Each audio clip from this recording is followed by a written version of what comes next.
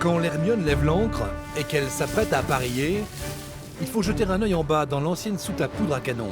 Le repère de Philippe, le chef mécano, le maître à bord, après le commandant.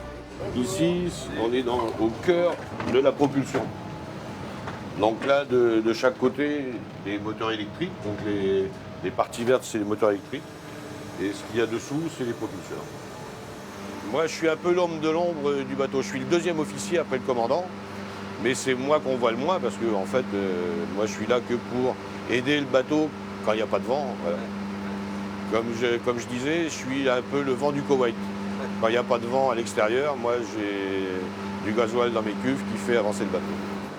La salle des machines de l'Hermione, c'est comme si vous plongiez dans le ventre d'un monstre, d'un navire armé pour être autonome pendant très longtemps.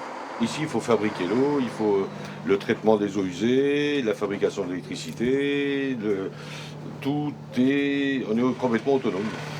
Ouais, c'est une vraie usine, quoi. C'est une usine. C'est une petite ville qui vit en autonomie. L'Hermione, ça reste un bateau moderne. Hein. Ils ont réussi à mettre une Hermione du 20e et 21e dans une Hermione du 18e, sans que ça paraisse trop.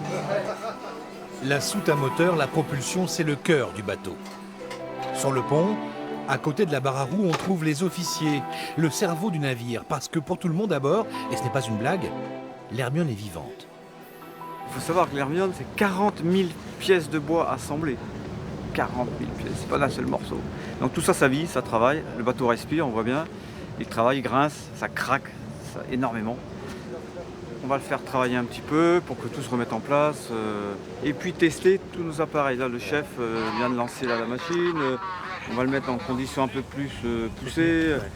Pour détecter si quelque chose ne doit pas marcher, il vaut mieux que ce soit là, qu'on ait le temps de réparer. C'est bien pris, on est paré devant nous, Charles. Tu donnes l'ordre quand tu veux virer.